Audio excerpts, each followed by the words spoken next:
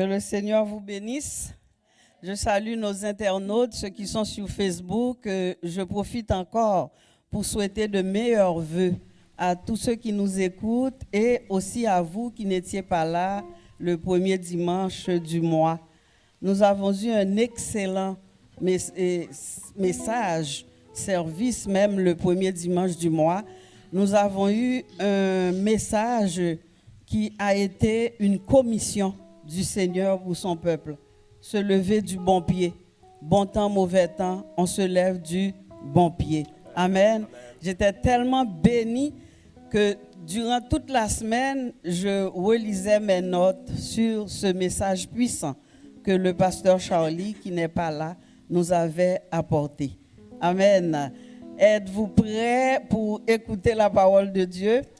Amen. Avant d'écouter la parole de Dieu, il y a un chant spécial que l'équipe de louange va nous apporter.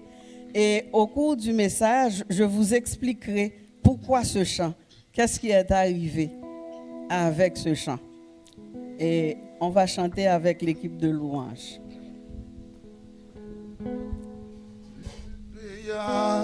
Mon salut par ton grand sacrifice, ô Jésus, quel merveilleux amour. Désormais, pour ton saint et glorieux service, ton racheté se donne en retour. Je viens à ton autel, offrant de volontaire. Librement, je veux servir mon roi.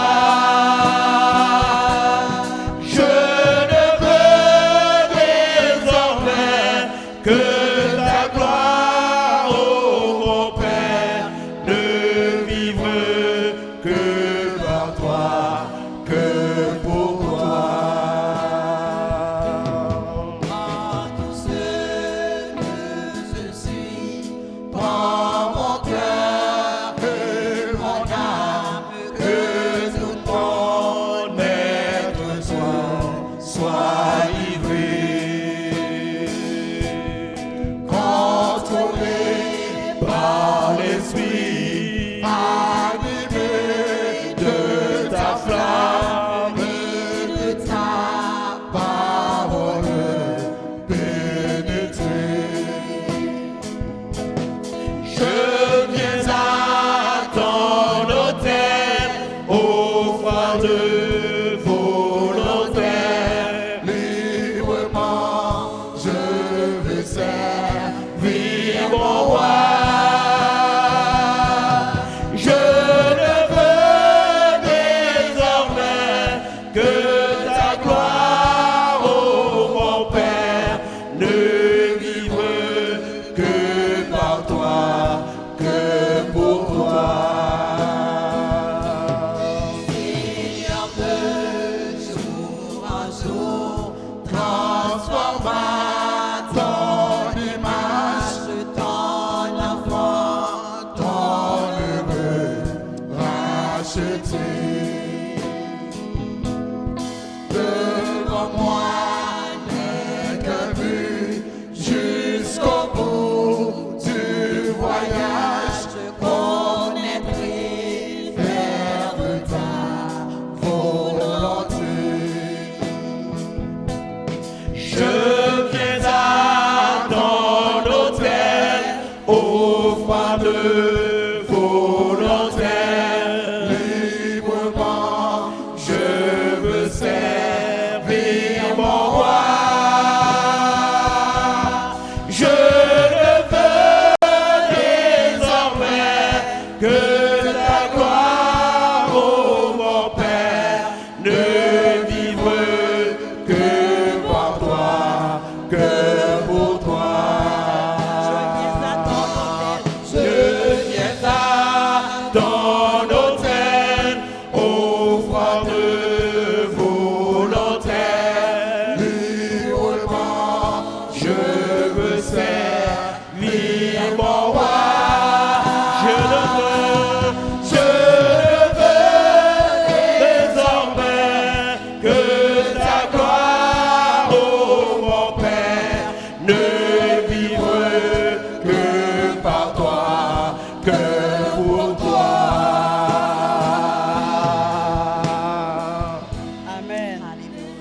Amen.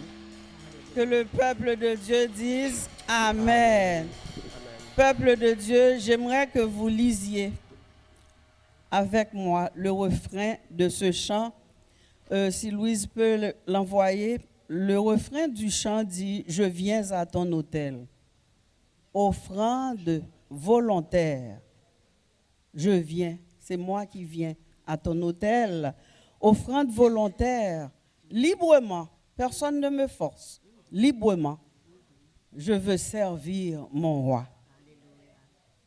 Librement, je veux servir mon roi. Je veux désormais, on est au début de l'année, le message de l'année. Je veux désormais que ta gloire, ô mon Père, ne vivre que par toi, que pour toi. Amen. Amen. Je ne sais pas si vous êtes rendus à ce point de prendre en considération ces paroles du chant, mais ce chant m'a été donné mardi 19 décembre. J'étais comme dans la vallée de lamentation. Oh, je lamentais, je me lamentais, je m'inquiétais pour ci, pour ça. Si on m'opère des genoux, j'ai pas de frère, j'ai pas de sœur. Qui va prendre soin de René? Qui va prendre soin de moi? Pla, pla, pla, pla, pla, pla. Nous sommes bons là-dedans. On se plaint quand les choses ne marchent pas. On murmure. Et puis bon, je suis allée au lit. Bon, j'ai dormi très peu cette nuit-là. 1h du matin, je me suis réveillée. Je comprends, mon état d'esprit n'était pas bon. Alors, une fois réveillée, j'ai encore été dans la prière et puis j'ai lu la Bible encore. Et puis, bon, je me dis, bon, il est 5h. Si je fais du bruit, si je passe à faire du travail dans la maison, des travaux, je vais réveiller René.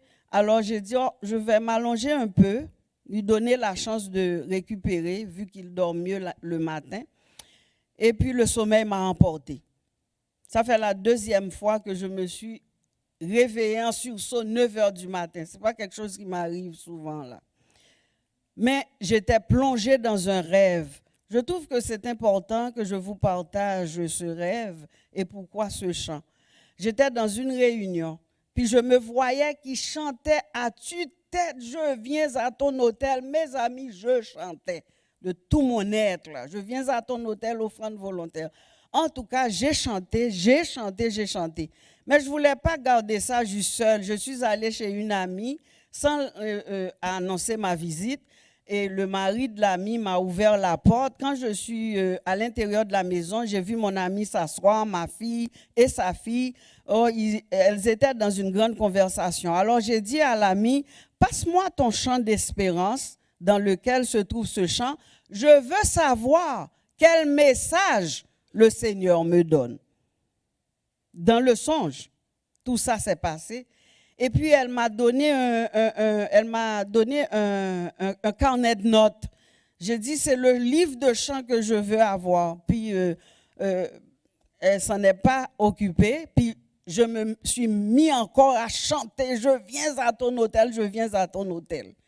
Puis là, tout d'un coup, je me suis réveillée avec le chant sur mes lèvres. Là, je me dis, je ne sais pas où se trouve ce chant-là. Et puis, bon, j'ai cherché sur Internet, pas de chant. Je ne connais pas le « Tu payes à mon salut », j'ai oublié.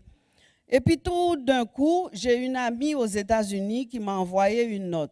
Parce que je lui avais dit, je voulais venir te voir pour le décès de ta mère, mais la visite ne peut pas se faire, René ne peut pas rester seul et il n'est pas disposé à quitter Montréal.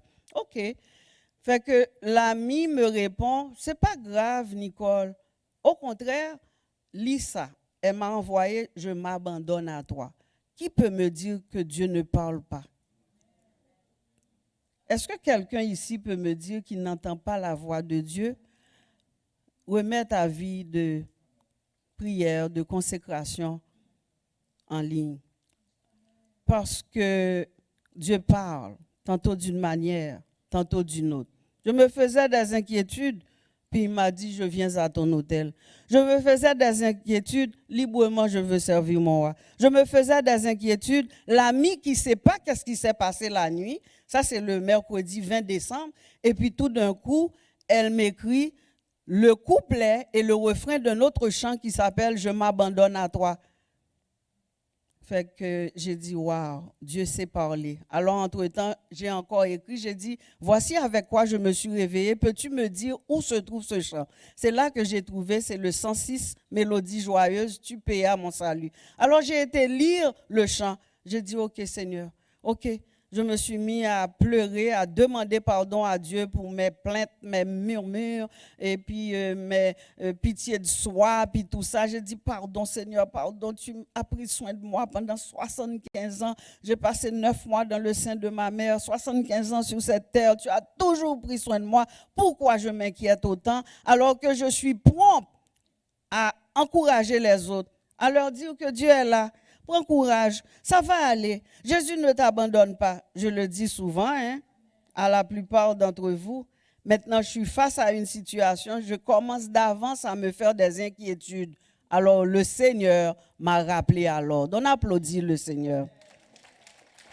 Le Seigneur m'a rappelé à l'ordre. Et quand Pasteur Jean m'a demandé de prêcher, j'ai dit, oh non, je n'ai pas de message, rien. C'est là que j'ai eu mon message de ce matin. Bien-aimés dans le Seigneur, Dieu parle. Avant d'aller dans le message, frères et sœurs, je suis honorée d'avoir mon neveu Franz-Henri qui est toujours là pour moi. Vous savez, je me plaignais, mon frère est mort, puis s'il était là, il ferait ci, il ferait ça. Je demande pardon au Seigneur. Franz-Henri est toujours présent pour moi. Toujours présent pour moi. Franz, peux-tu te mettre debout, enfant? Que le peuple de Dieu te voit et prie pour toi. L'équipe de prière, s'il vous plaît, priez pour mon neveu Franz-Henri Dorsin. Gloire à Dieu. Merci. Et je suis honorée également, tu peux t'asseoir Franz, de voir que ma belle-sœur, la mère de Franz, vient de Sainte-Thérèse pour venir accompagner de son mari. Mon frère est décédé, elle s'est remariée avec son fils Patrick, que je suis tellement contente de voir Jules, Patrick et ma belle-sœur Livy que j'aime beaucoup. Voulez-vous vous mettre debout? Le peuple de Dieu va vous accueillir.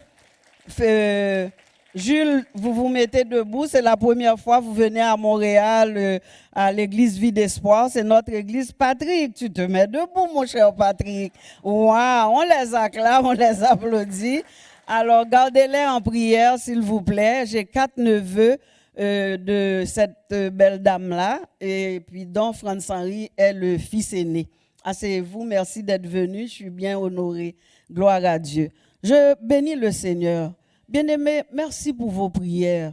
Merci d'être là pour moi. Merci pour les mots d'encouragement que vous me donnez. Merci. Je veux vous dire merci. À genoux, merci. Parce que vous êtes bons pour moi. Vous êtes ma famille. Toute la gloire est au Seigneur. Nous sommes dans le mois de janvier. Je décrète personnellement que le mois de janvier est un mois d'action de grâce. Et le Seigneur nous donnera le temps de nous réunir et de casser la croûte ensemble, de donner des actions de grâce à Dieu. Amen. On ne sait pas, le Seigneur a des plans qui nous dépassent en fait. Les voies de Dieu nous dépassent. Je veux dire merci à Pasteur Jean qui m'a fait confiance. Pasteur Jean m'a fait confiance pour me confier le micro, la chair, pour partager la parole. Mais je veux dire merci que j'ai ce mentor dans ma vie. René est là, mon mentor. Pasteur Jean est là. Il m'encadre ces hommes-là. Et je veux donner gloire au Seigneur pour eux. Peut-on les acclamer? Merci Seigneur. La Bible dit, soyez reconnaissants. Alors, avant d'aller dans la lecture du texte, nous allons nous incliner dans la prière. Seigneur, je me sens petit comme d'habitude. Tu sais combien je tremble quand je dois me présenter en avant. Parce que tu as dit, tu jugeras plus dur ceux qui apportent la parole. Parce que des fois, on est bon pour parler, mais on est bon parleur, petit faiseur. On parle, on conseille, on exhorte. Puis des fois, nous ne le vivons pas vraiment dans la réalité. Alors ce matin, je veux te dire merci encore une fois de me faire confiance, de faire de moi cet instrument entre tes mains. Je veux te dire ma dépendance à toi. Je veux te dire que je me laisse aller entre tes mains. Merci, Père, pour ce privilège et cette grâce. Merci pour ton peuple que tu as mis ici, qui est venu t'adorer, te louer ensemble, se ressourcer. Puisses-tu, ô Père, toucher leur cœur, qu'ils puissent recevoir ces paroles comme une bonne semence et qui garde un bon dépôt, afin qu'ils puissent, au temps convenable, récolter, moissonner le fruit. Je te donne gloire, Père. Viens, prends contrôle de ce temps. Merci pour tout ce que tu as déjà fait et tout ce que tu feras encore. Au nom de Jésus. Amen. Notre texte se trouve dans Colossiens au chapitre 3. Il n'y a pas longtemps, je vous avais parlé sur la seigneurie de Jésus, toujours dans Colossiens. Et ça revient encore, Colossiens chapitre 3. Le Seigneur m'a mis ce passage à cœur, les versets 1 à 4, qui se lit comme suit. Si donc vous êtes ressuscités avec Christ, cherchez les choses d'en haut, où Christ est assis à la droite de Dieu. Affectionnez-vous aux choses d'en haut, et non à celles qui sont sur la terre, car vous êtes morts, et votre vie est cachée avec Christ en Dieu. Quand Christ, votre vie, paraîtra, alors vous paraîtrez aussi avec lui dans la gloire. Parole du Seigneur. Parole du Seigneur. Amen. Gloire à Dieu. Je remercie mon frère Guy pour la technique parce qu'il m'aide d'un grand aide là. C'est mon technicien préféré. Gloire à Dieu. Merci Guy pour le PowerPoint, le montage. Bien-aimés, quand je vous avais annoncé la parole la dernière fois sur Colossiens, je vous avais parlé, donné un peu les Colosses, où ce que c'était situé et pourquoi l'épître aux Colossiens et tout. Le but de Paul, finalement, au résumé, en écrivant cette épître aux Colossiens, était de déconstruire les hérésies qui circulaient dans Colosse. Et Paul, d'un ton ferme, il met les Colossiens en garde contre ces fausses doctrines en leur prouvant la divinité de Jésus et la prééminence de Jésus. Lecture que vous pouvez faire dans Colossiens 1, versets 15 à 19. Et il n'a pas seulement enseigné sur la prééminence et la seigneurie, la divinité de Jésus, il a enseigné aussi sur la réconciliation, sur l'espérance, sur la vie éternelle. Et il voulait faire comprendre au peuple de Dieu, à nous qui sommes ici aujourd'hui, que nous avons obtenu le pardon de nos péchés. Quelqu'un dit Amen. Parce que nous nagions dans le péché, dans la boue du péché. Nous étions errants. Nous n'avions pour père que le diable, la Bible dit. Et Dieu nous a envoyé Jésus pour payer le prix et nous obtenons ce pardon grâce à la mort sacrificielle de Jésus. J'aime quand Paul il vient avec cette explication au chapitre 2, avant d'entrer dans notre sujet au chapitre 3. Paul nous fait réaliser qu'à la chute au Jardin d'Éden, Satan a obtenu un droit légal sur l'humanité tout entière. Parce que je me rappelle dans Luc 4, quand Jésus était dans la tentation, Satan l'a emmené sur une haute montagne et lui dit, regardez en bas, toutes ces richesses-là m'appartiennent. Je les ai obtenues légalement à cause du péché.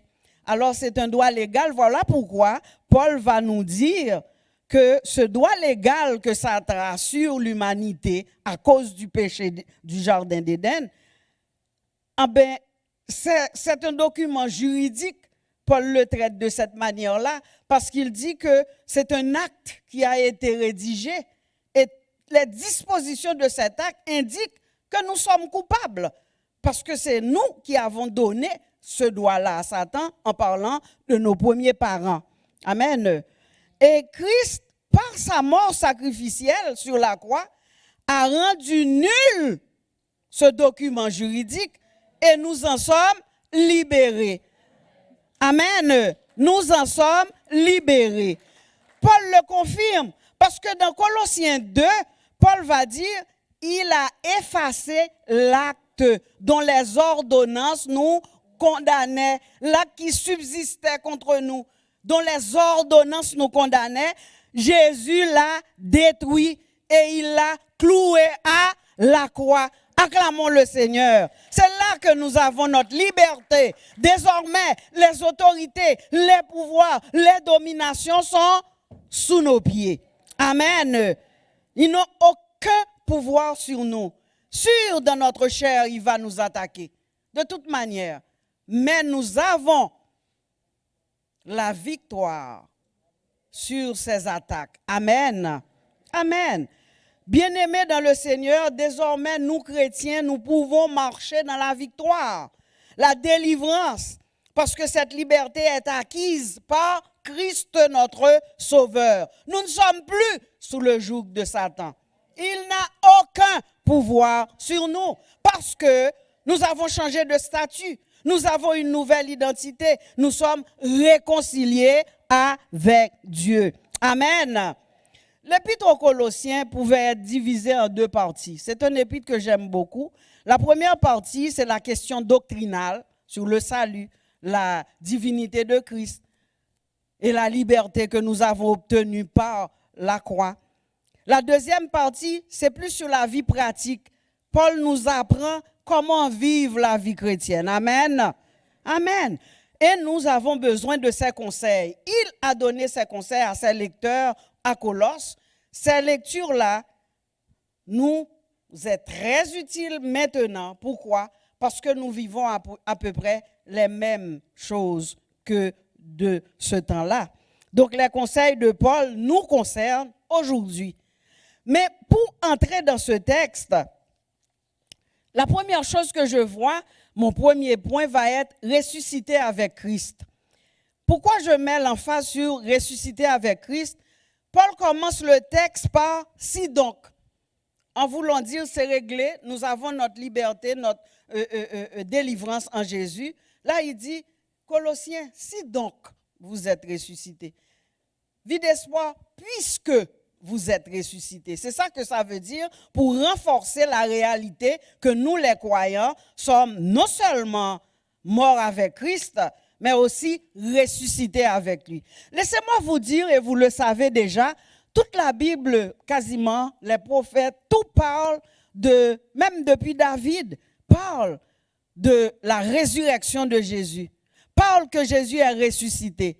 Nous explique que Jésus est non seulement ressuscité, mais glorifié et monté assis à la droite du Père. Regardez toute la Bible, même je peux commencer avec David qui dit, dans notre premier point, est ressuscité avec Christ, et David va dire, parole de l'Éternel à mon Seigneur, David qui parle, Jésus n'était pas encore né là, parole de l'Éternel à mon Seigneur, assieds-toi à ma droite, jusqu'à ce que je fasse de tes ennemis ton marchepied. Amen. Ça, c'est David qui prophétise sur la venue de Jésus. Gloire à Dieu.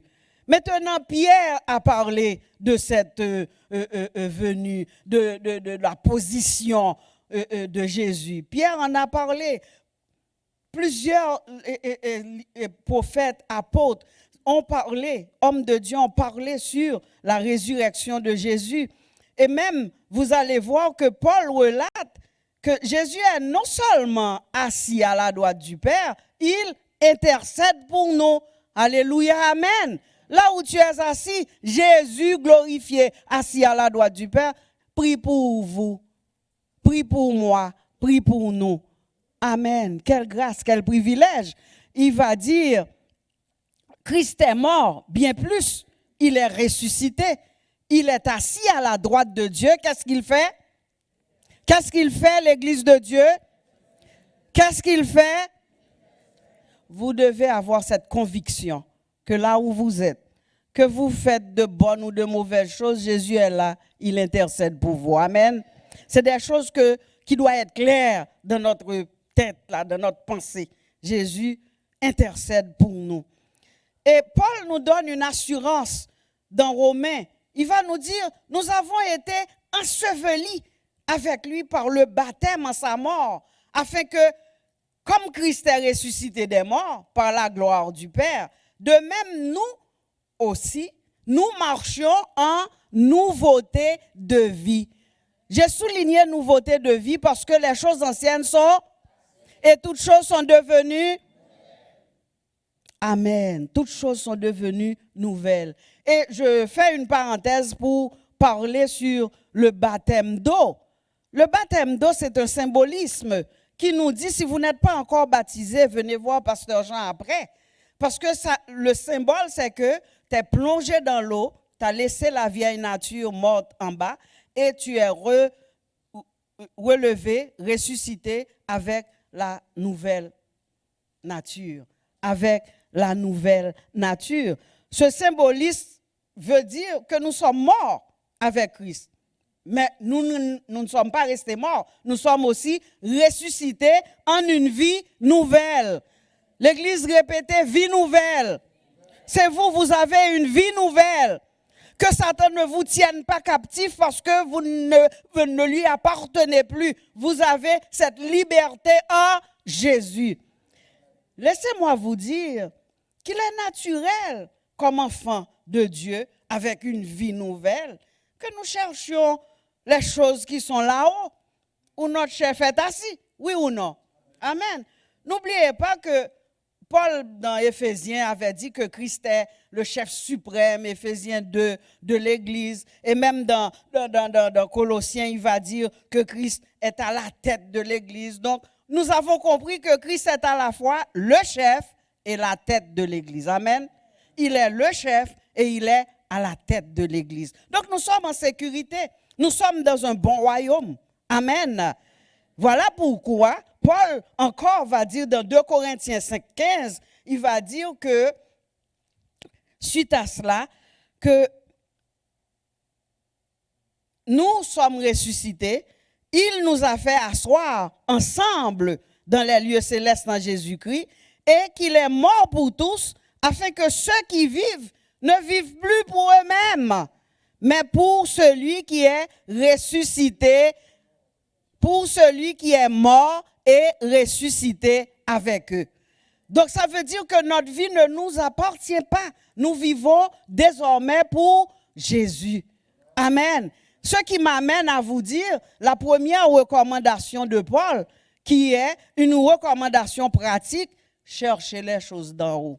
Vous vous rappelez, nous avons dit que Paul a dit, si donc Christ est ressuscité, puisque Christ est ressuscité l'Église, eh bien notre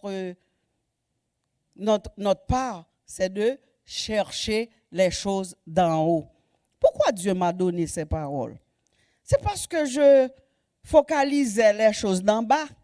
Je m'inquiétais pour les choses d'en bas. Puis là, maintenant, je viens vous dire que Christ est assis à la droite du Père, il intercède pour moi. Mais d'où viennent ces lamentations? D'où viennent ces mécontentements, ces frustrations? On va entrer de plus en plus là-dedans. Parce que nous sommes dans notre chair. Nous sommes sur cette terre. Il y a des choses qui ne nous plaisent pas, que nous n'aimons pas. Il y a des frustrations, des choses qui ne nous font pas plaisir. Mettez-en. Alors, j'ai été voir, le verbe chercher dans la langue originale veut dire plusieurs affaires. Ça veut dire que chercher dans le but de trouver. Pas chercher en vain, non? Chercher dans le but de trouver. Chercher afin de découvrir la pensée, la méditation, par la pensée, par la méditation, par l'information. C'est désirer, c'est viser à, c'est s'efforcer de. Donc, cela suppose une action de notre part. Amen. Dans ce texte, dans le texte que nous venons de lire, le verbe rechercher va plus loin que simple chercher. Rechercher va dire chercher avec ardeur. Ça veut dire chercher avec détermination. Êtes-vous déterminé de trouver Jésus? Êtes-vous déterminé de communier avec Jésus? Ça veut dire le verbe rechercher, c'est fixer notre attention sur les choses d'en haut. Sur les choses d'en haut. Il sous-entend un effort personnel important que nous devons faire afin de trouver Christ. Amen. C'est tout à fait légitime. Il est notre chef. C'est lui qui nous a sauvés. C'est lui qui a payé le prix. Donc nous devons avoir pour focus Jésus, Jésus et Jésus seul. Amen. Paul nous explique cette expression chercher les choses d'en haut. Ça signifie chercher les biens célestes où Christ est la source. Les biens célestes, qui en est la source? Jésus. Donc notre recherche sur cette terre, c'est de chercher les choses où Christ est assis à la droite de Dieu. Ça veut dire que nous devons appliquer notre vie à vivre une vie conforme aux principes célestes, en nous soumettant à la direction de Dieu, même dans nos tâches terrestres. Oui, bien-aimés, nous devons chercher, désirer avec ardeur les choses d'en haut. Là, vous pouvez aisément me dire, mais quelles sont ces choses d'en haut? Les choses où Christ est assis. Où Christ est assis, qu'est-ce qui se passe là? C'est la gloire de Dieu. Le fruit de l'esprit. Vous les connaissez, Galates 5, 22. Nous recherchons de plaire à Dieu. Comment? Par l'obéissance au commandement, à la parole, au supérieur, aux gens qu'il a placés au-dessus de nous, à la parole de Dieu qui est la bonne nouvelle. Le renouvellement, Paul va dire dans Romains 12 que nos pensées doivent être renouvelées. Notre intelligence doit être renouvelée. Nos pensées. Frères et sœurs, je dois vous dire que tout se joue au niveau de la pensée. Nos pensées déterminent notre comportement. Mardi 19, j'étais triste, fade, insipide, je murmurais. C'est ça qui véhiculait dans mes pensées, pas vrai? Donc, mes pensées déterminent mon comportement, mon attitude. Je suis triste, je suis silencieuse, je ne parle pas, je ne m'exprime pas. Puis le Seigneur qui a compassion de moi. Amen. Le Seigneur m'a dit, Nicole, je viens à ton autel. Répète après moi. Je viens à ton autel. Offrande volontaire. Librement, je veux servir mon roi. Je ne veux désormais que vivre par toi, pour toi. Où se trouve la lamentation dans laquelle j'étais, les murmures? La personne me dit, laisse faire, je suis en contrôle, je prie pour toi, sers-moi, sois intègre, sois fidèle, marche avec moi, je suis avec toi. Amen. C'est ce que Dieu te dit ce matin pour débuter votre nouvelle année. Bien-aimés, tout se joue au niveau de la pensée. Voilà pourquoi Paul va nous dire de faire attention à nos pensées en ces termes. Il va dire au reste, frère, que tout ce qui est vrai, que tout ce qui est, tout ce qui est, tout ce qui est, tout ce qui est, tout ce qui mérite, ce qui est vertueux et digne, soit l'objet de vos pensées. J'aime la parole, j'aime le Seigneur. Il ne nous donne pas des fardeaux nous disant de faire des choses sans qu'il ne nous explique pas comment procéder pour les faire. Alors il y a un travail à faire pour que nos pensées soient renouvelées en Jésus. Bien-aimés, faites attention à ce que vous pensez. Ça veut dire que concentrons-nous sur ce qui compte spirituellement. Et si nous donnons le champ libre au Saint-Esprit, libre dans nos pensées, libre dans notre cœur, il nous rendra sensibles à ces avertissements relatifs à la tentation, exemple, à l'addiction, à des problèmes. Il y a les péchés grossiers, il y a les péchés habituels. Je ne veux pas être comme Pasteur Jean qui a comme péché manger du chocolat, mais je dois aller devant Dieu pour mon mauvais caractère. C'est plus que du chocolat, ça. Hein? Je dois aller devant Dieu pour qu'il me brise, qu'il me rende humble, qu'il me rende soumis, qu'il me rende obéissant. Alors l'Église, parlons des vraies choses. Vous connaissez vos péchés, vos faiblesses. Donc vous allez devant le Seigneur et il va vous aider à aller, à marcher de gloire en gloire, de progrès en progrès et de victoire. Amen. De victoire en victoire. Oh, que Dieu est bon pour nous. Le sage Salomon va dire, tel un homme pense en son cœur, tel il est. C'est ce que Salomon a écrit et c'est vrai, tel un homme pense en son cœur, tel il est. Donc, bien-aimés, s'il vous plaît, gardons nos pensées captives à l'obéissance de Christ. Laissons-nous attirer par tout ce qui ferait plaisir à notre Dieu. Si le Seigneur me met à cœur d'intercéder pour un frère, j'obéis, je le fais. D'appeler quelqu'un, j'obéis, je le fais. Je vais vous dire que Dieu sait comment nous surprendre. Hier, René et moi, nous n'attendions pas de visite, rien. Nous avons eu la surprise de notre vie. Nous avons 2 jeunes sœurs pour qui on avait prié, on avait passé du temps avec elles. Elles sont venues nous visiter.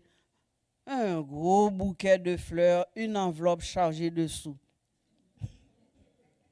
Non, on était surpris jusqu'à... René a dit, mais je ne comprends pas, Nicole, qu'est-ce qui se passe? Je dis, je ne sais pas, c'est le Seigneur qui nous surprend. En plus, un autre couple était allé à des funérailles de M. Sarriette, hier, et puis des gens qu'on n'a pas vus, belle lurette, ils ont décidé de passer prendre un café chez nous. Sans avertissement. Ça, c'est ton Dieu. Il te surprend. Il te fait plaisir. Il rend ton cœur heureux, joyeux. Bien-aimé, pourquoi ne pas servir ce Dieu-là?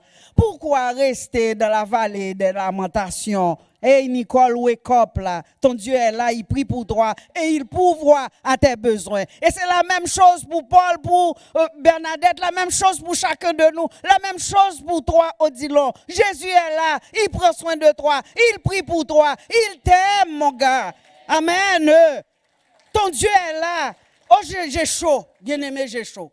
Parce que hier, là, on n'avait pas de mots. Puis, vous savez, ce matin, j'ai vu mon neveu. Je suis tellement béni quand je vois ce grand 6 pieds-là. Mon frère n'est plus là, puis il est là, un gros voix, une grosse voix, là. Je suis béni de voir ma belle-sœur. Vient de Sainte-Thérèse pour venir, Sainte-Anne, Sainte-Thérèse. Mirabelle, Sainte-Thérèse pour venir aujourd'hui. Oh, que je suis béni. Dieu sait nous surprendre. Amen. Gloire à Dieu. Bien-aimé, Jésus, dans le sermon sur la montagne, a fait toute une leçon à la foule et à ses disciples. Il dit, écoutez, ne vous amassez pas des trésors sur la terre, où la terre et la houille détruisent, et où les voleurs percent et dérobent. Mais amassez-vous des trésors dans le ciel, où la terre et la houille ne détruisent point, et où les voleurs ne percent ni ne dérobent. Ce sont les choses d'en haut, ça. Amen. Et j'aime aussi l'histoire du jeune homme riche quand il est venu pour dire Jésus, sa justice propre. Moi, j'ai tout fait, maître, pour qu'est-ce que je dois. Jésus lui dit, il te manque encore une chose. Il te manque encore une chose. Va, vends tous tes biens. Distribue-les aux pauvres. Moi, ça m'a donné une leçon pour vous dire que le royaume des cieux ne consiste pas dans l'acquisition des biens sur cette terre. Au contraire, ils peuvent être des obstacles qui t'empêchent à servir ton Dieu. Mais cela ne veut pas dire que quelqu'un ne peut pas être riche. Non, c'était pas le point, c'est pas l'enseignement de Jésus. Vous pouvez être riche, il n'y a pas de souci, pas de danger, mais que votre richesse serve au bien des autres. Amen. Je veux entendre un amen, parce qu'il y a plusieurs petits riches ici. Que votre richesse serve à l'église de Jésus-Christ. Amen. Que les riches disent amen. Amen. Écoutez, Jésus n'a rien contre la richesse, laissez-moi vous dire. Quand Jésus est mort, Joseph d'Arimathée, ma Bible à moi me dit que c'était un homme riche de distinction. Est allé plaider le corps de Jésus devant Pilate pour que Pilate lui donne le corps de Jésus pour le mettre où? Dans un tombeau taillé, tout neuf dans l'Europe. Oh, j'aime ça. Ça, c'est ton Dieu. Un tombeau d'homme riche, là. Un homme qui est mort démuni avec un tanga sur la croix. Un homme riche. Est-ce que Dieu a quelque chose contre la richesse? Non, bien-aimé, non. Dieu n'a rien contre la richesse. Mais le but, c'est d'en avoir, mais aussi de les mettre au service des autres. Cependant, il faut faire attention. L'enseignement de Jésus, c'est qu'il était possible de tenir le monde dans une main et puis Jésus dans l'autre main. Compris? On tient le monde dans une main et puis Jésus dans l'autre main. Impossible. Parce que ma Bible à moi me dit dans Matthieu 6, 24, nul ne peut servir deux maîtres. Amen. Nul ne peut servir deux maîtres. Car où il haïra l'un et aimera l'autre, ou il s'attachera à l'un et méprisera l'autre. Vous ne pouvez servir Dieu et maman. Ce n'est pas dans le PowerPoint. Donc, ce matin, nous voulons comprendre, l'Église de Jésus-Christ, que notre priorité, c'est de chercher les choses d'en haut. Le reste n'est que détail. Le reste n'est que détail. Nous sommes dans un nouveau royaume avec de nouvelles lois. Notre désir, c'est de faire la volonté de Dieu. Notre quête ne s'oriente plus vers les choses de ce monde qui représentent une source de perdition pour notre âme. Car en cherchant les choses du monde, nous abandonnons notre Seigneur. Maintenant, ça m'amène à comprendre Paul, lorsque Paul a dit dans Philippiens, je regarde toutes choses comme de la boue, je regarde toutes choses comme une perte. Grâce à quoi? Grâce à l'excellence de la connaissance de Christ. Et il n'a pas terminé, il dit, je cours. Oh, cet homme-là dit, je cours. Je cours. Je cours, pourquoi? Je cours vers le but. C'est quoi le but? Le but, c'est de remporter le prix de la vocation céleste de Dieu en Jésus-Christ. Peuple de Dieu, j'aimerais ça que vous lisiez ce verset, s'il vous plaît. S'il vous plaît. On va lire ce que Paul a dit. Paul, c'est comme vous et moi, pécheur comme vous et moi, qui a tout fait pour servir son Dieu. Regardez ce qu'il vient de nous dire. Je regarde.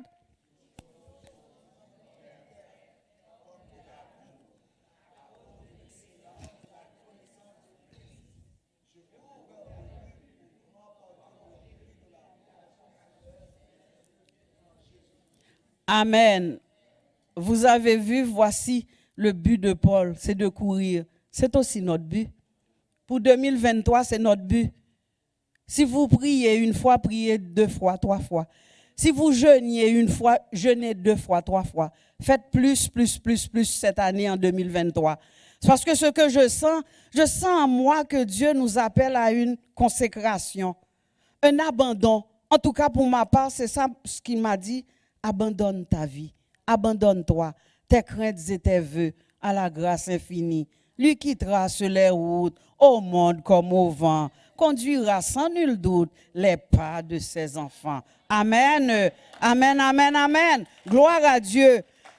Il y a un auteur qui a parlé, il dit aspirons à notre bourgeoisie dans les cieux. J'aime ça, parce que c'est une bourgeoisie. Une ville éclairée avec la gloire de Dieu, la nouvelle Jérusalem.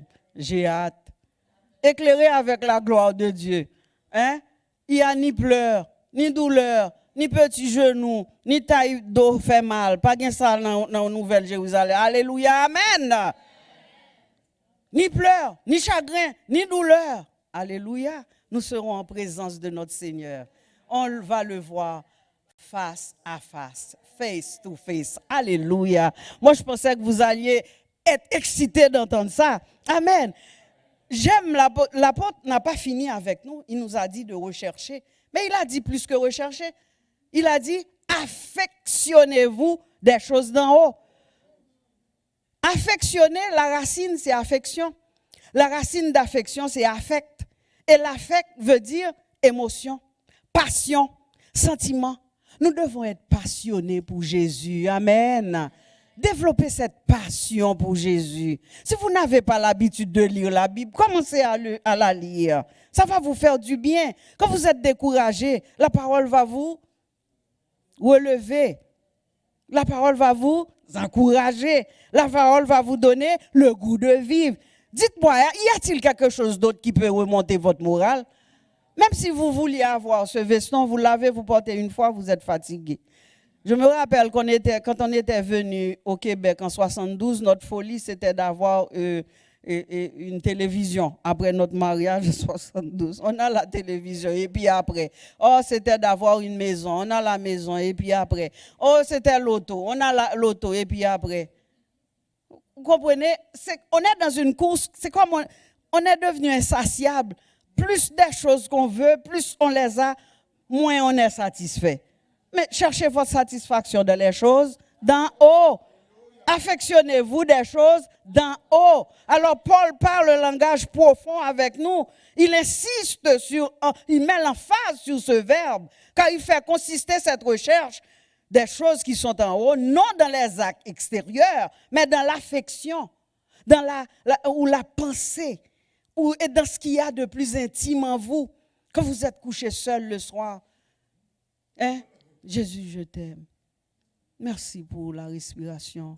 Je t'aime, Jésus. Parlez d'amour à votre Jésus. Dites-lui que vous aimez. Trop souvent, Jésus donne, Jésus guérit, Jésus libère un tel, guérit un tel, fait venir ma fille. Disons-lui que nous l'aimons le plus souvent possible. Amen. Je t'aime, Jésus. Je t'aime pour le salut. Je t'aime pour mon nom inscrit dans le livre de vie. Amen. Amen. C'est ça que affectionner veut dire. Affectionner veut dire que le nouvel homme en nous doit vivre non plus pour ce monde dont la figure passe, mais pour le monde céleste. C'est ça que ça veut dire. Où vivre notre chef dans la communion avec le Père. Christ est comme les prémices de notre humanité régénérée. Donc Paul l'explique en ces termes. Mais notre cité à nous est dans, oh, peuple de Dieu, lisez-moi ça.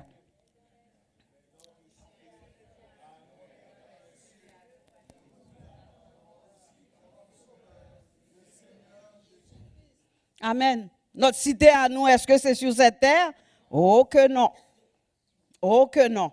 L'apôtre Jean va nous faire comprendre cette réalité parce qu'il va dire quelque chose qui me touche beaucoup. L'apôtre Jean conclut en disant, n'aimez point le monde, ni les choses qui sont dans le monde.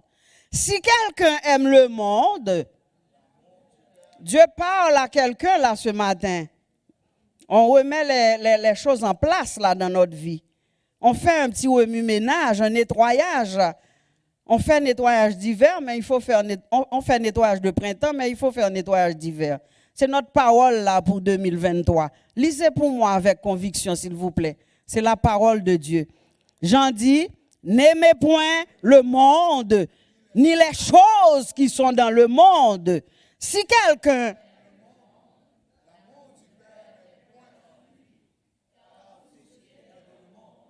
La convoitise de la chair, 1. La convoitise des yeux, 2.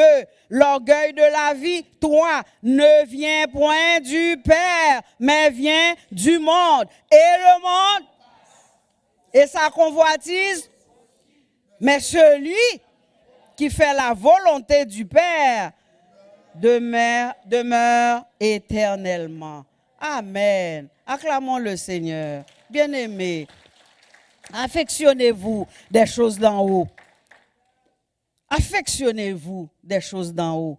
Ça nous incite à avoir comme objectif se revêtir des vertus inhérentes à la nouvelle vie. Ça nous incite à rechercher avec conviction les choses ayant une valeur spirituelle et non charnelle. Et en fin de compte, ça nous incite à nous concentrer sur les choses éternelles et non sur les choses temporelles. Le monde passe, sa convoitise aussi. On va faire le point. Nous sommes sur la terre. Hein? Amen. Nous sommes sur cette terre. Cela ne veut pas dire que nous ne devons rien désirer, rien acquérir dans cette vie. Oh que non. Certainement, nous avons besoin des choses, de belles choses en plus, pour bien vivre sur cette terre. Nous y sommes encore. Et attendez, nous allons vers l'équilibre. Possédez tout ce que vous pouvez, tout ce qui vous est utile, tout ce qui est possible sur cette terre d'acquérir. Mais n'y attachez pas votre cœur. C'est ce que l'apôtre nous enseigne aujourd'hui. Possédez les choses, mais n'attachez pas votre cœur à ces choses-là. Parce que ces choses-là passent. Ces choses-là passent. Donc, c'est de ne pas les prioriser. Mais tout ce que vous pouvez avoir, acquérez-les si ça vous fait du bien. Pourquoi pas? Vous pouvez les avoir. Mais mettez-les aussi au service des autres. Avoir un cœur ouvert, un cœur généreux, une main qui donne. J'ai rencontré ma soeur qui m'a apporté un bon pain italien, les panettone que j'aime beaucoup. Le matin, une bonne tasse de café. Et puis j'ai dit, mon Dieu, que je suis gâtée. Bien aimé, le Seigneur me surprend, il m'a surpris depuis le 5 décembre lors de mon anniversaire jusqu'à ce matin. Dieu me surprend. Il est là, il va te surprendre en 2023. Je le décrète que 2023 va être une année de surprise pour toi. Amen. Reçois cette promesse. Dieu nous surprend. Dieu fait que nous contents, c'est mieux. Il ne va pas quitter nous dans la vallée de lamentation tout le temps. Il ne va pas nous laisser dans les miou-miou, les pleurs. Non, il nous surprend. Yes, il le fait. Et ça m'amène à prendre le dernier point qui dit, quand Christ votre vie paraîtra. Nous avons dit, ressuscitez avec Jésus. Nous avons dit, affectionnez-vous des choses d'en haut, cherchez les choses d'en haut. Nous terminons avec la même pensée qui dit, quand Christ votre vie paraîtra. Bien-aimés d'entrée de jeu, notre vie est cachée avec Christ en Dieu, si vous lisez le passage. Le terme caché fait allusion tant à la dissimulation qu'à la sauvegarde, tant à l'invisibilité qu'à la sécurité. Ainsi, comme chrétiens, nous ne sommes pas encore glorifiés, mais en attendant, nous sommes sauvegardés, nous sommes en sécurité dans les bras de Dieu. Amen. Il y a un commentateur d'une Bible, la Bible Ban, qui explique ceci comme suit. À la conversion, notre nature pécheresse et la chair sont mortes. Or, il dit, si le chrétien est mort, dit-il, il a une autre vie, une vie véritable, une vie spirituelle, une vie impérissable, qui est la vie de Christ en lui que le monde ne voit pas. Et ça me rappelle immédiatement, quand on était en Haïti, nous sommes scellés, nous avons un sceau. Les malfaiteurs voient le sceau, ils ne peuvent pas faire ce qu'ils veulent avec nous. Le monde là ne voit pas si tu as ce sceau. L'apôtre Pierre l'appelle la parure intérieure et cachée. Alors vous me demandez pourquoi je suis fier. Mais je suis fier, j'ai un Dieu qui prie pour moi. Imaginez-vous, il m'a caché, il m'a gardé. Amen. Mon frère, ma soeur, soyez rassurés ce matin. Jésus est avec vous. Jésus vous garde. Jésus défend votre cause. Jésus est ton avocat auprès du Père. Jésus est ton intercesseur auprès du Père. Jésus te voit. Il est ton conseiller. Il est ton chef. Il est ton ami. Il est ton appui. Il est ton abri. Il est ton refuge. Il est tout. Il est tout pour toi.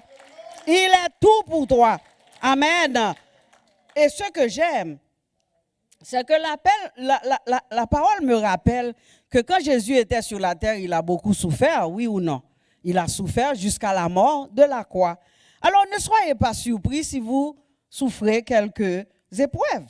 Vous allez passer par des épreuves. Notre corps de chair, là, nous joue des tours, puis il y a des épreuves qui accompagnent tout cela. Et même quand Dieu te donne un appel, tu remplis un ministère, il y a des épreuves. Ne soyez pas étonnés de la fournaise ardente, dit Pierre, dans laquelle vous êtes. Mais cependant, il y a toutes sortes d'épreuves là. Il y a la maladie, je viens de vous le dire, les douleurs aux colonnes, les cancers, les genoux, les ci et les ça. Nous avons beaucoup d'épreuves, de maladies qui nous assaillent. Mais cependant, l'apôtre Paul les qualifie de légères afflictions. De légères afflictions qui sont passagères. Parce que l'apôtre nous dit, et lors même que notre homme extérieur se détruit, mais notre homme intérieur se renouvelle de jour en jour. Donc notre corps d'humiliation changera Paul confirme en disant, Jésus transformera le corps de notre humiliation en le rendant semblable au corps de sa gloire. Oh, que j'aime ça. Par le pouvoir qu'il a de s'assujettir toutes choses. Toutes choses. Tout est sous ses pieds. Donc, il va changer notre corps de misère, de douleur, de reflux gastrique, cancer du sein, du côlon, de l'œsophage. Corps d'humiliation, ça passera, bien-aimé. Prenez courage. Christ a vaincu le monde. Amen. Gloire à Dieu. Je suis contente de voir mon frère Jocelyn qui était malade quand je l'ai appelé dimanche. Malade avec une grippe. Là, aujourd'hui, le corps d'humiliation a été régénéré par Jésus. Je suis fier de voir Jocelyn et Myrlande ici, à l'église ce matin. Amen. C'est ça que Paul veut nous dire. Donc, il va plus loin dans son raisonnement parce qu'il dit nos légères afflictions. Paul les appelle légères afflictions. Pour nous, c'est grave, c'est impensable. Et pourtant, il dit nos légères afflictions du moment présent produisent pour nous, au-delà de toute mesure, un poids éternel de gloire. Et ça m'amène à comprendre la prière sacerdotale de Jésus. Vous savez ce que Jésus a dit au Père? Jésus priait, il dit au Père, je leur ai donné la gloire que tu m'as donnée, afin qu'ils soient un, comme nous sommes un. Moi en eux et toi en moi. Jésus prie, il dit, Père, je veux que là où je suis, ce que tu m'as donné, soit aussi avec moi, afin qu'ils voient ma gloire. La gloire que tu m'as donnée parce que tu m'as aimé avant la fondation du monde. Par cette prière, je réalise que Christ est manifesté en gloire et Christ va recevoir cette gloire-là avec nous les rachetés. Or, que ces paroles-là m'ont vraiment rempli d'assurance, de confiance, de joie et de crainte de Dieu. Donc, je dois m'évertuer à chercher les choses d'en haut. Je dois m'évertuer à m'affectionner des choses d'en haut. Parce que c'est pour un temps. C'est pour un temps. Bien-aimé, time is up. Le temps est arrivé. Nous ne sommes pas loin du son de la trompette. L'apôtre Paul, en disant « quand Christ votre vie paraîtra », il met l'accent sur la communion personnelle du croyant avec Christ. C'est de cela que nous parlons ce matin. En affectionnant des choses d'en haut, c'est de développer une communion personnelle. Oui, je prie avec mon mari. Nous lisons la Bible, chaque soir nous prions, nous faisons les intercessions. Il a son temps de prière personnelle, j'ai mon temps de prière personnelle parce que c'est entre Jésus et moi et entre lui et son Jésus. Amen. Développer en 2023 une communion personnelle, une relation intime avec ton Jésus. Parce que Paul dirige notre attention dans une nouvelle direction. Paul va nous dire, regardez en haut vers le règne de Christ sur nous dans le ciel. Et il va dire, regardez en avant vers son retour sur les nuées. Lorsqu'il viendra, il nous prendra avec lui. Vous pouvez lire ça dans 1 Thessaloniciens 4, les versets 15 à 18. Paul a vraiment élaboré là-dessus. Bien-aimés, comme vous le savez déjà, puisque nous sommes de passage sur cette terre, nous n'avons pas à nous évertuer à être devant, en avant-scène, à paraître pour qu'on vous voie. Non, non, non, non. C'est un monde pervers et corrompu. Et j'ai cet auteur que je lis qui dit, un auteur français, Quesnel, il dit, attendons que Jésus paraisse pour ne paraître qu'avec lui. Attendons que Jésus revienne là pour ne paraître avec lui. N'écoutons point la voix de la vanité qui nous crie, paraissez dans le monde. Notre demeure permanente est au ciel, en haut. Nous n'avons rien à prouver au monde, sauf de les évangéliser. Et je bénis Dieu qui a déjà mis dans le cœur de mon pasteur la série sur l'évangélisation. L'évangile, la bonne nouvelle. Tout ce que vous avez comme contact, relation avec le monde, c'est de leur dire que Jésus les aime. Pas de leur frapper sur la tête, là, leur donner l'enfer, toutes des histoires qui est peur, qui fait peur. Là. Dites-leur que Jésus les aime. Dites-leur, si vous me voyez comme je suis, c'est parce que je sers Jésus. Amen. Alors, vous comprenez que Jésus va nous donner de belles choses, de bonnes choses pour nous habiller proprement, pour que le monde ait envie de venir où nous sommes. Hein? Amen. Amen. Jésus n'a rien contre posséder des choses, mais c'est bien les gérer. Et j'insiste, bien les gérer. N'attachez pas votre cœur.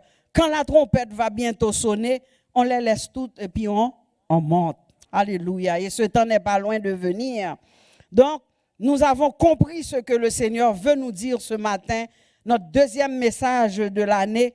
Il y a un prix à payer, certes. Peu importe le prix, Jésus va revenir bientôt. On peut dire Maranatha, Christ revient. Et quand il va revenir dans sa gloire, il va nous prendre avec lui. C'est ça qui m'encourage. Ça me donne chaud au cœur. Donc ce matin, je veux vous dire que notre aspiration, c'est la cité céleste. Amen. Est-ce que l'Église peut dire avec moi, mon aspiration est la cité céleste? Mon aspiration est la cité céleste. Amen. Pourquoi? Parce que quand Christ va venir, il va nous enlever avec lui, nous, son Église. C'est pour ça que Paul va dire, quand Christ, votre vie paraîtra, alors vous paraîtrez aussi avec lui dans la gloire. Colossiens 3:4. Donc, frères et sœurs dans le Seigneur, consolez-vous avec ces paroles ce matin. Consacrons-nous davantage tout au long de cette nouvelle année que Dieu nous accorde. Que Dieu nous aide à aspirer à la cité céleste, à le chercher et à devenir une meilleure version de nous-mêmes, en marchant de progrès en progrès, de gloire en gloire et de victoire en victoire aussi, avec l'aide de son Saint-Esprit. Le Saint-Esprit est notre allié sur cette terre. Donc, notre résolution, c'est de marcher avec le Seigneur. C'est d'avoir nos pieds sur la terre, mais notre tête au ciel pour contempler les choses d'en haut. C'est ça notre aspiration. J'ai compris que Dieu m'a demandé à moi un abandon total. Que j'arrête de murmurer, de me plaindre, de m'en faire pour les choses qui ne tournent pas rond. Parce qu'il est là. Il a son regard sur moi. Je suis gens de sa maison. Il a sa faveur sur moi. Je suis une personne favorisée du Seigneur. Et vous l'êtes. Quand vous marchez, marchez la tête altière. Parce que Jésus est avec vous. Vous êtes des enfants du Seigneur. Enfants du royaume. Vous avez une nouvelle vie. Vous êtes des sauvés, des ressuscités. Vous êtes gens de la maison de Dieu. Concitoyens des saints. Sacerdoce royal. C'est ça que vous êtes. Remontez votre estime de soi. Pas pour vous enorgueillir ou battre votre estomac ou dire que vous êtes meilleur que les autres. Non, non, non. Ce n'est pas l'idée. L'idée, c'est de s'appuyer sur Jésus et de dire, Jésus, je sais que tu es avec moi. Bon temps, mauvais temps, tu es là. Change mon cœur. Donne-moi le désir de te chercher encore davantage en 2023. Amen. Amen. Et je termine en appelant les musiciens. Bien-aimés, c'est sérieux, c'est notre deuxième message du mois. Le premier, c'était se lever du bon pied. Le deuxième, c'est de chercher les choses d'en haut. Affectionnez-vous des choses d'en haut. C'est d'être riche, mais riche pour les autres, pour servir les autres.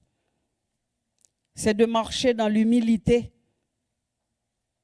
Nous allons vraiment lutter pour être dans l'humilité, pour marcher dans la sagesse, la tempérance, la douceur, le respect à l'autorité, parce qu'il n'y a plus ça dans le monde que nous vivons. C'est de continuer, même quand les fils de guitare, en jouant, Gabriel a sauté un fil de sa guitare. Il s'en fit pas mal. Il a continué à louer, à adorer Dieu, avec ou sans fil de guitare. Amen. On acclame le Seigneur pour notre équipe de louanges. Ils font un bon travail. Bon travail. Merci Seigneur. Merci Seigneur pour la technique. Merci pour l'accueil. Robert, Monsieur Burns, Giovanna. Merci pour nos soldats qui se mettent à l'œuvre. Merci pour ceux qui contribuent aux dîmes, aux offrandes. Merci, c'est une façon de nous affectionner des choses d'en haut. Merci pour ceux qui donnent, pour ceux qui encouragent, pour ceux qui prient. Notre équipe de prière, nous sommes 7 sur cette équipe. Merci.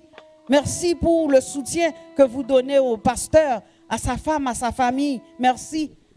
Faisons notre job. Notre job, c'est d'avancer, main dans la main avec le Seigneur. Amen. Amen. Je termine avec ce mot de la fin. Et j'aimerais que l'Église se mette debout et lire ce mot de la fin avec moi.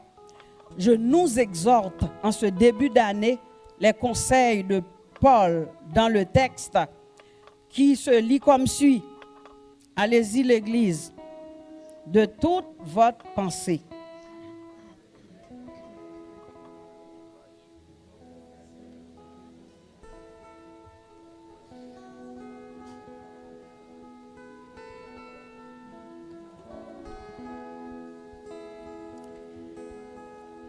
Vous avez lu avec un ton de faiblesse, vous manquez de force. Saint-Esprit souffle sur le peuple de Dieu, donne-leur de la force pour faire cette déclaration en 2023. Allez-y, peuple de Dieu.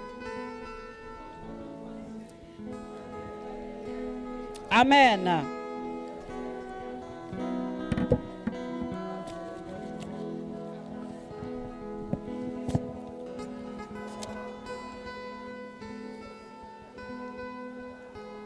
Amen. Amen. Ce matin, le Seigneur m'a mis à cœur de faire un appel. Cet appel, s'il y en a qui n'ont pas encore accepté Jésus comme leur sauveur, levez votre main là où vous êtes. Jésus vous voit et nous, on va prier pour vous. Et vous pouvez avancer pour recevoir de la prière. Mais mon deuxième appel s'adresse à l'Église de Jésus-Christ. Le Seigneur vous a envoyé 2 bons messages pour vous dire, voici ce que je veux, voici ce que je désire pour vous. C'est de vous lever du bon pied, bon temps, mauvais temps. C'est de savoir que je suis toujours là. Et c'est de vous consacrer à lui pour une année bénie, une année remplie de sa présence, de son onction, de sa puissance. Si cet appel vous dit quelque chose et vous voulez prendre cette décision de dire, Seigneur, ce matin, je m'avance pas pour plaire aux gens ni pour me faire voir. Je m'avance pour prendre cet engagement devant toi et te dire, je me consacre à toi pour l'année 2023. Avancez pendant que notre équipe de louanges va reprendre le chant que le Seigneur m'a donné, Gabi. On va chanter ce chant-là et il y a cet appel que le Seigneur me dit de vous donner, ce rappel que Pasteur Jean a déjà donné, c'est le son de la trompette. Avancez, venez prier, bien-aimés. Venez dire à Dieu que vous vous consacrez à lui. Ça, c'est le son du chauffard, le son de la trompette. Avancez, venez dire au Seigneur, je me consacre à vous. C'est ma décision. Je prends cet engagement de te servir, de me consacrer à toi. N'importe qui veut avancer, il recevra la prière, l'encouragement de notre pasteur. Alléluia. Alléluia. Alléluia. Tu payas mon salut par ton grand sacrifice. Avancez l'Église. Avancez l'Église. C'est votre engagement avec Dieu. C'est pas avec des hommes. Avancez.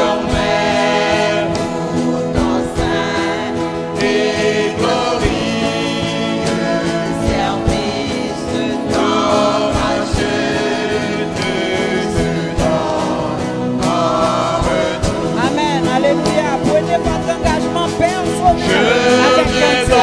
Avancez.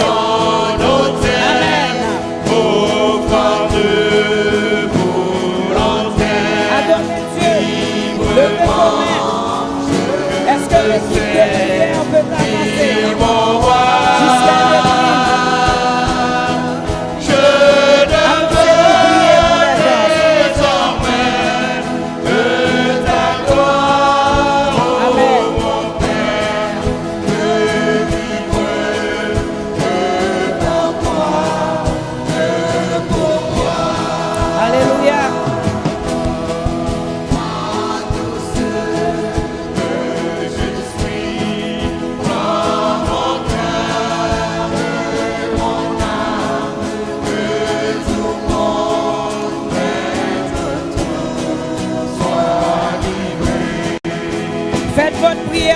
personnel devant Dieu.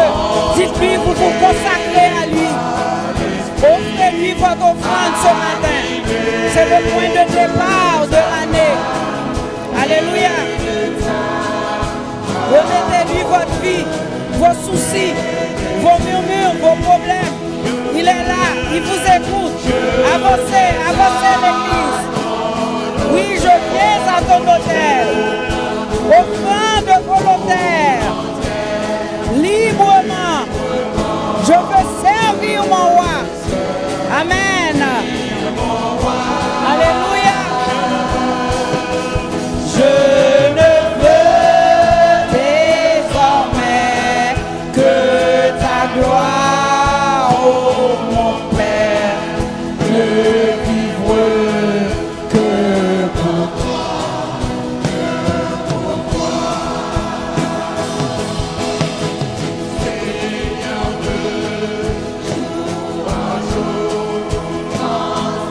Transforme à ton image ton enfant, ton racheté se donne. Alléluia. Merci Jésus.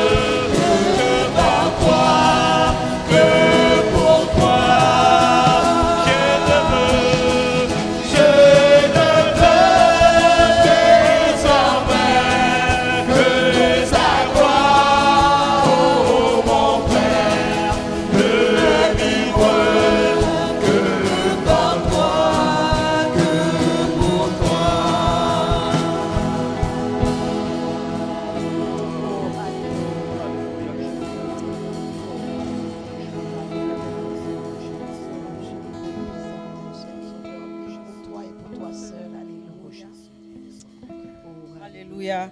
Gloire à Dieu. Vous pouvez prier, élever vos voix Dites au Seigneur votre désir. Prenez un engagement, au moins un, envers ton Dieu pour l'année 2023. Oui, nous te remercions pour la vie. Nous te remercions pour le souffle de vie, le mouvement et l'être. Nous te remercions pour cette ligne que tu nous as donnée. Seigneur, tu veux que nous communions avec toi. Tu veux que nous allions jusqu'au bout avec toi, bon temps, mauvais temps. Fortifie-nous, remplis-nous, tiens-nous la main pour que nous puissions aller jusqu'au bout. Merci, ô Père. Oh, que ton nom soit glorifié dans la vie de chacun de nous dans cette église. Touche-nous, Seigneur. Répands ton onction sur nous. Seigneur, surprends-nous cette année. Merci pour tout ce que tu vas faire. Nous te donnons la gloire. Nous te donnons l'honneur que seulement toi tu mérites.